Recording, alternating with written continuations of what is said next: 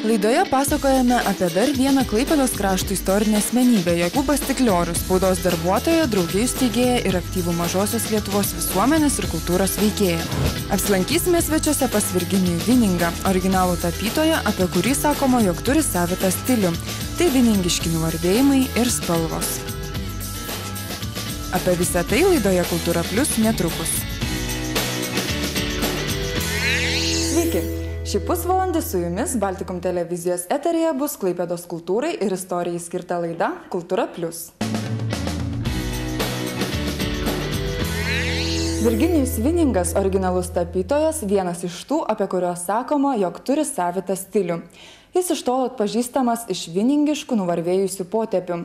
Jam būdingos ir savitos spalvos. Kviečiu šiandien susitikti su Virginijum Viningu.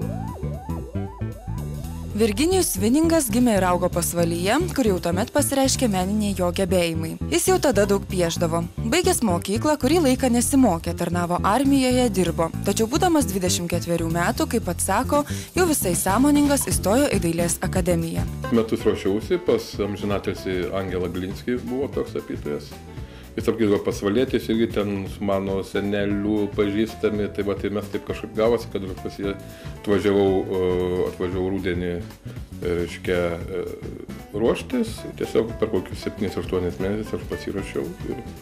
Buvo dar aišku galvoti, kad pradžiai galvoju galbūt grafiką, bet po to kažkaip jau sprendimas buvo aiškus. Baigusi studijas jauną menininką į Klaipėdą prieš 20 metų atsiviliojo Eduardo Balsio menų gimnazijos dailės skyriaus vadovas. Dailininkas dar ir šiandien dėsto toje pačioje gimnazijoje, tačiau vis dažniau pasvarsto, jog pedagogai turėtų anksčiau išeiti į pensiją ir atvirai prisipažįsta, kad dabar labiausiai norėtų atsiduoti vien kūrybai.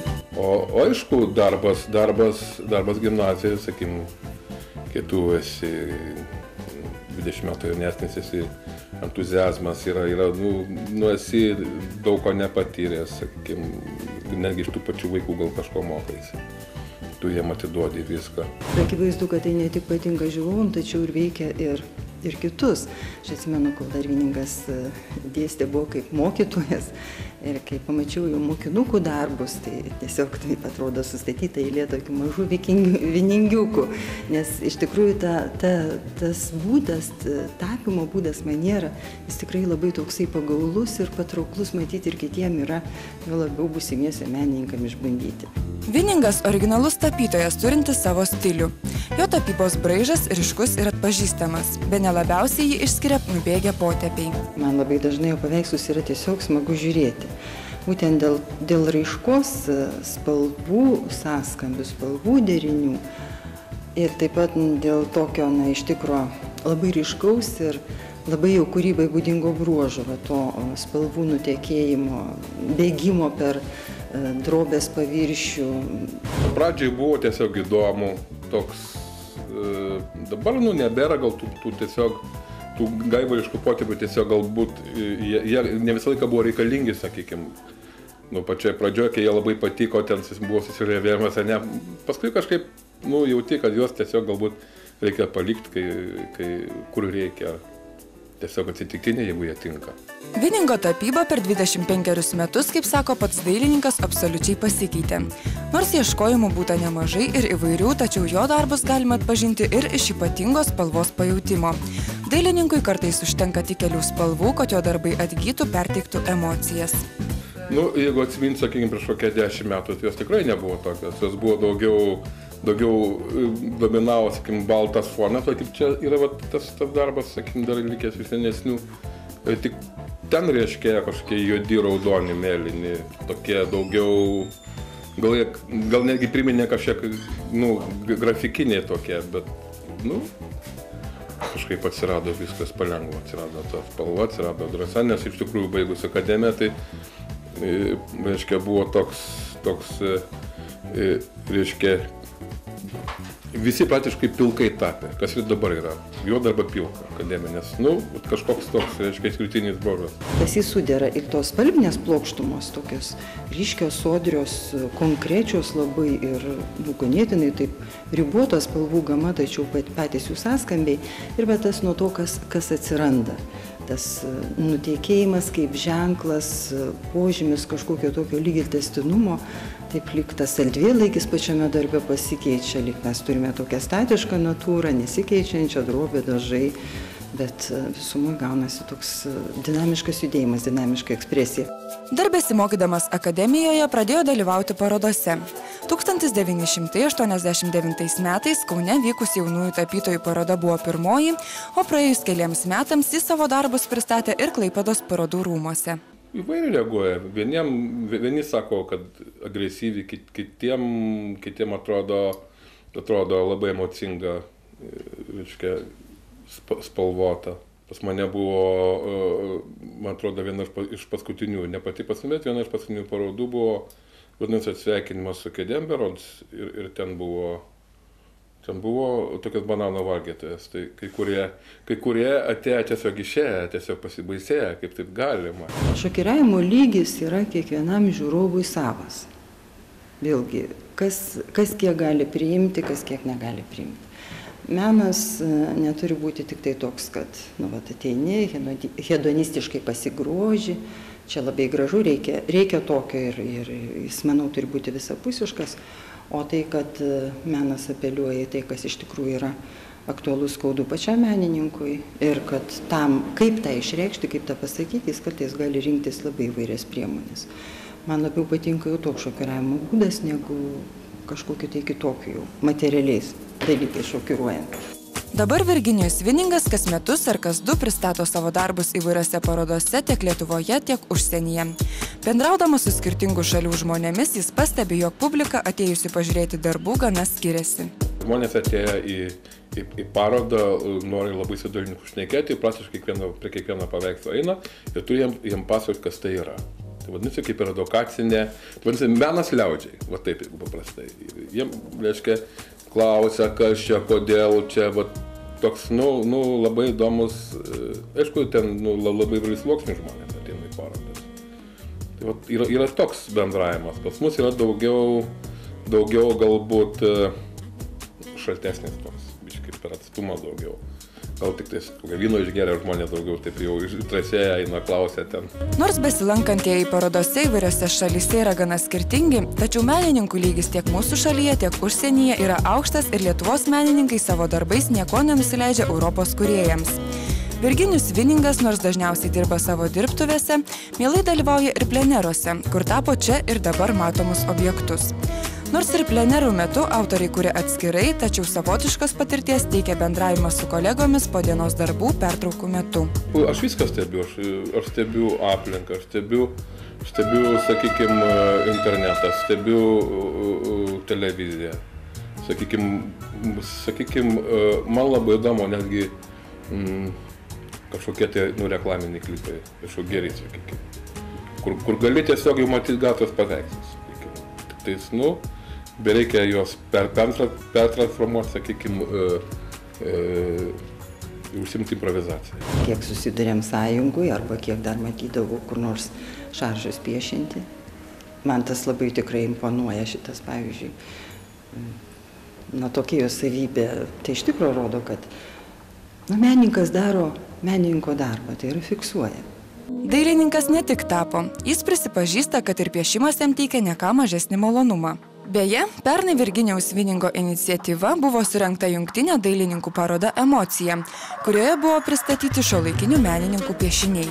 Kadangi aš pats piešti mėgstu, man įdomu piešti ir tiesiog norėjusi kažką tokio pasižiūrėti, kiek Klaipėdoje yra piešėjų, ar dar tas, reiškia, šitas menas dar nėra užmirštas. Iš tikrųjų, šiais laikais, sakykime, daugelio pasaulio valstybių, taip pat ir Lietuvoje, nėra paslaptis, kad daleiskim architektai, dizaineriai, praktiškai jie pieštukų kaip ir nepaišo. Drąsus žingsnis, kad tapytojui būti kuratorium, tai labai yra nelengvas darbas. Susikalbėti su savo broliais menininkais, paskatinti jo labiau, kad rengiant tokią parodą, piešinio parodą, kuri turi savo temą. Tai reiškia, kad ne visą laiką, ne kiekvieną kartą galėsi priderinti darbus tą, ką tu turi, kad reikia atnešti. Pats dailininkas yra nutapęs daugiau nei 200 darbų, jų yra įvairiose galerijose, privačiose kolekcijose. Su darbais autoriui skirtis negaila, mat anot dailininko išeidami paveikslai gyvena savo gyvenimą. Su jais negaila skirtis dar ir dėl to, kad geriausio savo paveikslo, kurio nenorėtų niekam atiduoti, jis dar nenutapė. Mano mėgstamiausias dalykas - tapyti, atsigert kavos, parūkyti, čia yra man kaifas. Tai yra to, o šiaip tai yra vaikai, kurie 2 sūnus gyvena Londone dabar. O vienas čia fakultetuose mokosi džiazo katedroje. Mano bus 2 sūnus muzikantai, abu groja su saksofonais, o vienas į filosofijas stos. Artimiausia Viningo paroda jau gruodžio 13, o kitų metų veikla intensyvi ir pagrindiniai darbai jau suplanuoti. Dailininko planuose daugybė projektų ir darbų ir be abejo tapyba jaukioje dirbtuvėje už miesto.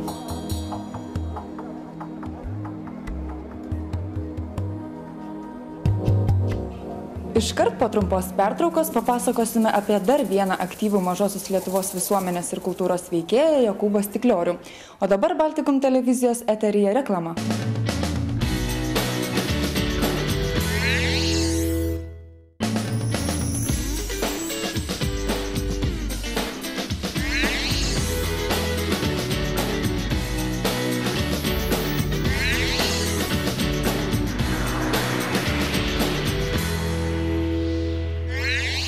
Jokūbas Stikliorius, kariškis, mokytojas, lietuviškų laikraščių leidėjas ir draugijų steigėjas, spaudos darbuotojas ir aktyvus Mažosios Lietuvos kultūros veikėjas.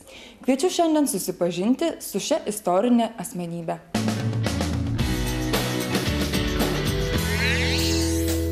Jokūbas Stikliorius ryški asmenybė, gausybę savo darbų padaręs didelę reikšmę lietuvybės puoselėjimui Klaipėdos krašte. Nors jo nuveiktus darbus sunku ir išvardinti, tačiau jo asmenybė ir veikla nesulaukė tinkamo dėmesio. Jis gimė Kaušeliuose, Ragainės apskrityje. Įdomu yra tai, kad Stikliorius gimė ypatingais metais, ypatingais Prūsijos valstybei ir Prūsų Lietuvai metais, tai yra 1871 metais, Liepos 25 dieną. O 71 metais kaip tik buvo sukurta Vokietijos imperija, kai visos vokiškos valstybės, tarp jų ir Prūsijos karalystė, buvo apjungtos į didžiulę Vokietijos imperiją ir lig tol vyravusi gana prūsiška, liberali politika tautinių mažumų atžvilgių buvo pakeista į mums puikiai žinoma Bismarko germanizacijos politika. Pats Jokūbas Stikliorius pasakoja, kad jo gimtajame kaime buvo 5 stambesni ūkininkai, kurie kalbėjo lietuviškai, nors pačiam Jokūbui turbūt jau teko mokytis vokiškai. Vėliau jis įstojo į Ragainės mokytojų seminariją ir ten su savo mokslo draugais įsteigė draugiją Rambynas, kuri didesnės įtakos nepadarė, tačiau tai buvo jo veiklos susijusios su lietuvybė pradžia. Jisai dar būdamas labai jaunas, nes jis gimė 1871 metais. Ir XIX amžiaus jau pačioj pabaigoje jis aktyviai dalyvavo Birutės draugijos veikloje ir Tilžės lietuvių giedotojų draugijos chore dainavo. Tam chorui vadovavo Vidūnas. Tuomet Stiklioriui buvo kažkas apie 20 metų. Tai jau tuomet jisai susidūrė su chorinė muzika, su lietuvybės dalykais ir man atrodo, tai padarė didelį poveikį jam jo tolimesnėje veikloje. Toliau, reiškia, jisai buvo ne tik kultūros veikėjas, visuomenininkas, bet tikrai didelis muzikos žmogus. Stikliorius nuo pat studijų metų aktyviai dalyvavo įvairių draugijų veikloje, buvo jų iniciatorius. 1910-aisiais įsteigė Gumbinės lietuvių draugiją. Šiokių tokių veiklų jie padarė, atliko, surengė keletą lietuviškų švenčių, net Vidūnas su savo giedotojų draugijų chorų tose šventėse dalyvavo ir draugijos iniciatyva Amatų rūmai buvę Gumbinėje surengė lietuviškų rankdarbių parodą. Čia atsikėlęs Gumbinėje jis pradėjęs leisti lietuviškai vokišką savaitraštį, kadangi pastebėjo, kad tas tokio pobūdžio lietuviškai vokiškai leidžiamas laikraštis galėtų padėti jau nutautėjantiems, tik vokiškai kalbantiems lietuvininkams neužmiršti lietuvių kalbos. Buvo spausdinami įvairūs straipsniai iš kitų lietuviškų laikraščių. Iki Pirmojo pasaulinio karo įsibėgėja visuomeninė kultūrinė Stiklioriaus veikla. jisai pradeda leisti Prūsų Lietuvos savaitraštį, tuo metu jau ten veikia spaudos draugija ir redaguoja šitą laikraštį, be abejo su kitais to meto žymiais spaudos leidėjais ir veikėjais, tai Enzys Jagomastas ir Marta Raišukytė. Čia beje jisai įsitraukė ir į Lietuvių literatūrinės draugijos veiklą. Šiai draugijai priklausė Vakarų Europos, Didžiosios ir Mažosios Lietuvos, Rusijos inteligentai. Šita jau draugija iki 13 metų surinkusi gana nemažą biblioteką, tai Jokūbas Stikliorius, tapęs Lietuvių literatūrinės draugijos nariu, tapo jos bibliotekininku, tvarkęs draugijos knygas. Nuo 1893 metų iki Pirmojo pasaulinio karo pabaigos, kol gavo paskyrimą į Tilžę, jis buvo Vokietijos kariuomenės karininkas. Stikliorius išskirtinė asmenybė yra tuo, tai visiškai netrukdė jam dalyvauti lietuviškai veikloje, jis buvo Vokietijos kariuomenės karininkas. Tarnavęs įvairiuose Vokietijos imperijos vietose, daugiausiai Prūsų arba Rytų Prūsijos teritorijoje, tai Gumbinėje, Karaliaučiuje, Tilžėje. Pirmojo pasaulinio karo metu jo kultūrinė visuomeninė veikla nutrūksta, nes jis mobilizuojamas karo reikmėms. Tiesa, dėl silpnos sveikatos jis tiesioginiuose karo veiksmuose nedalyvavo. Baigęs tarnybą jis grįžo į Tilžę ir pasinėrė į labai aktyvią lietuviškąją kultūrinę visuomeninę veiklą. Pradeda leisti Prūsų Lietuvos savaitraštį, Prūsų Lietuvos balsą, atsiprašau. Ir 1920 metais persikėlė į Klaipėdą ir iki pat 39 metų jo visa kultūrinė, visuomeninė, netgi sakyčiau ir ekonominė veikla yra susijusi būtent su Klaipėdos miestu. Gyvendamas uostamiestyje jis buvo Klaipėdos krašto tarnybos generalinis sekretorius, rūpinasi krašto sujungimo su Didžiąja Lietuva reikalais. Nors tarpukario laikotarpiu, kai kiti jo amžiaus vyresnės kartos atstovai atliko daugiau simbolinį vaidmenį lietuvybės žadinimo procese, Jokūbas Stikliorius iš tikro aktyviai veikia ir jo veiklos sritys labai plačios. 1921 metais su keletu bendražygių įsteigė akcinę bendrovę Rytas, kuri turėjo to paties pavadinimo spaustuvę. Ryto bendrovės sukūrimas turėjo būti kaip atsvara vokiškajai Ziberto firmai, kuris spausdino Memeler Dampfwort kaip vieną tokią iš stipriausių vokiškojo sparno periodinių leidinių. Ir Ryto bendrovė ji iš tikro per visus metus, ji buvo likviduota 39 po Anšliuso, išleido virš 550 pavadinimų įvairių periodinių leidinių, knygų. Visai netrukus 1922 metais Klaipėdoje Jokūbas Stikliorius įkūrė Aukuro draugiją, kurios tikslas buvo stiprinti lietuvišką kultūrinę aplinką, įsteigiant biblioteką, skaityklą, vaidybos studiją. Svarbiausia, kad 1922 metais Jokūbas Stikliorius kartu su kitais be abejo žmonėmis įkūrė nepaprastai veiklę, daug metų veikusią kultūrinę, meninę, muzikinę organizaciją, kuri vadinasi Aukuras draugija. Aukuras tautos kultūrai kelti. Ir štai su šiai draugijai jisai vadovavo nuo pat 22 iki 1939 metų. Jis buvo vienintelis, nepakeičiamas tos draugijos vadovas. Ką veikia šita draugija? Šita draugija labai daug darbų darė. Jinai labai prisidėjo prie 1923 metais steigiamos Klaipėdos konservatorijos, kad būtų įsteigta šita konservatorija. Ir Jokūbas Stikliorius buvo konservatorijos kuratorijos pirmininkas. Labai daug nuveikė vadovaudamas šitai įstaigai. Toliau jis labai daug prisidėjo steigiant Klaipėdos operą, statant Verdi Traviatą ir Šarlio Guno Faustą. Nors Stikliorius neturėjo profesionalaus muzikinio išsilavinimo, tačiau padarė tikrai daug, kad toks atsirastų Klaipėdoje.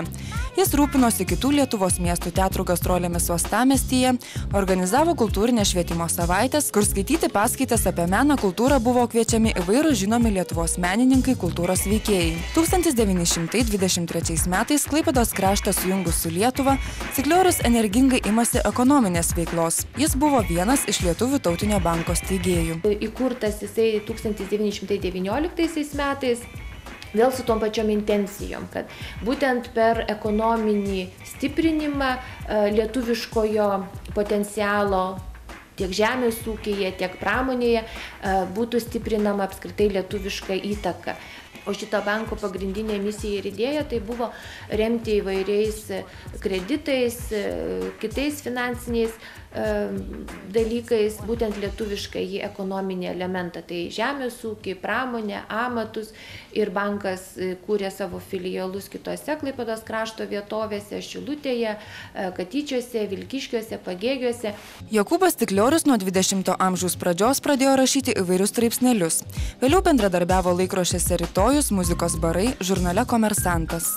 Jis rašė begalybę daug straipsnių įvairius laikraščius. Pavyzdžiui, jis bendradarbiavo laikraštyje Rytojus, Muzikos barai, rašė straipsnius. Pavyzdžiui, žinomas jo straipsnis, iš kurio dabar netgi muzikologai semėsi žinių, Muzika ir teatras Klaipėdos krašte. Ir vokiškai jisai rašydavo vokiškus leidinius apie muziką. Jis, reiškia, buvo įsitikinęs, kad muzikos keliu galima skatinti lietuvybę. Ir jo motyvas, matyt, buvo šitoje visoje veikloje pirmiausia lietuvybės skleidimas. O galbūt tik tai po to tas tikroji meninė veikla. Daug rašė apie 1919-23 metų politinės permainas, dėl to nukentėjo ir kelis kartus kalintas. Vokiečiams okupavus Klaipėdą 1939 metais atvyko į Kauną, o 1940 metais repatrijavo į Vokietiją, gyveno stovyklose.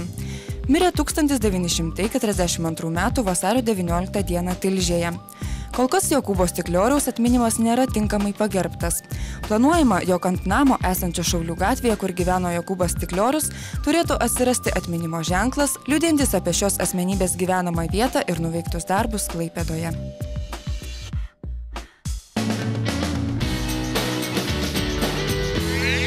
Klaipėdoje nuolat verda aktyvus kultūrinis gyvenimas. Kviečiu apžvelgti įdomiausius kultūrinius įvykius uostamiestyje. Lapkričio 15 dieną Ievos Simonaitytės viešojoje bibliotekoje buvo atidaryta paroda, skirta Lietuvos ir Japonijos diplomatinių santykių 20-mečiui paminėti. Lapkričio 15 dieną koncertų salėje vyko Klaipėdos Brass Kvinteto koncertas Sidabrinė vario fiesta, skirta kolektyvo kūrybos veiklos 25-mečiui. Klaipėdos Brass Kvintetui vadovauja Vilmantas Bružas. Vienintelis Lietuvoje į 3-ąjį dešimtmetį įkopęs varinių pučiamųjų ansamblis nuolat koncertuoja ir pristato naujas programas. Lapkričio 16 dieną Klaipėdos Žvejų rūmuose įvyko Klaipėdos dramos teatro premjera. Spektaklio režisierius jaunas talentingas kūrėjas Tomas Jašinskis, neseniai baigęs mokslus Maskvoje. Klaipėdiečiams jis pristatė Marko Ravenhilo kūrinį Produktas. Spektaklyje vaidina Klaipėdos dramos teatro aktorius Igoris Reklaitis. Lapkričio 18 dieną Rūtų galerijoje buvo atidaryta Vilnietės Lionės Grigaliūnaitės tapybos paroda. Ši Lietuvos dailininkų sąjungos narė per 35 metų kūrybinį laikotarpį surengė daugybę parodų ne tik Lietuvoje, bet ir užsienyje. Dailininkės kūryba artima pajūriui, kadangi autorė aktyviai dalyvauja pleneruose, labdaros renginiuose. Parodoje galima išvysti natiurmortų, peizažų, abstrakcijų, kurie pilni išgyvenimų, paslėptos moteriškos intuicijos į mus supantį pasaulį. Čia bus trečioji mano paroda Klaipėdos mieste. O paroda yra iš paskutiniųjų plenerinių darbų. Tai nereiškia, kad fiksuota grinai gamta, bet tiesiog įspūdžiai. Įspūdis iš kokį aš įspūdį gaunu tuose pleneruose, tai čia tokia mini paroda, nėra jinai, kaip sakant, didelė, darbai nedideli irgi. Šiandien papasakojame apie Jokūbą Stikliorių. Noriu užduoti tradicinį mūsų laidos klausimą susijusi su šia asmenybe. Kaip vadinosi spaustuvė, kurios vienas iš steigėjų buvo Jokūbas Stikliorius? Atsakymus siųskite elektroniniu paštu kristina@kulturaplius.lt. Kitą savaitę iš teisingai atsakiusių mes išrinksime vieną laimingąjį. Jam padovanosime kvietimą dviems apsilankyti Klaipėdos koncertų salėje gruodžio 14 dieną, kur vyks Čekijos klarnetų kvarteto koncertas. Praėjusioje laidoje papasakojome apie Zaunių šeimą ir uždavėme klausimą, koks buvo Dovo Zaunio jaunesniojo išsilavinimas. Į šį klausimą teisingai atsakė mūsų laidos žiūrovė Ieva Markevičiūtė. Šiandien su ja ir susitinkame. Tai koks yra teisingas atsakymas? Jis buvo teisininkas, mokėsi keliose universitetuose ir apgynė daktaro laipsnį. Taip, ir už šį teisingą atsakymą mes tu norime padovanoti kvietimą dviems apsilankyti Klaipėdos koncertų salėje gruodžio 8 dieną, kur vyks Klaipėdos kamerinio orkestro koncertas Ramus Advento skambesys. skambesys. Prašau. Džiaugiuosi, jog šį pusvalandį buvote su mumis. Tikiuosi, jis buvo įdomus ir naudingas. Susitiksime lygiai po savaitės tuo pačiu metu Baltikum televizijos eteryje. Su jumis buvo laida Kultūra Plus.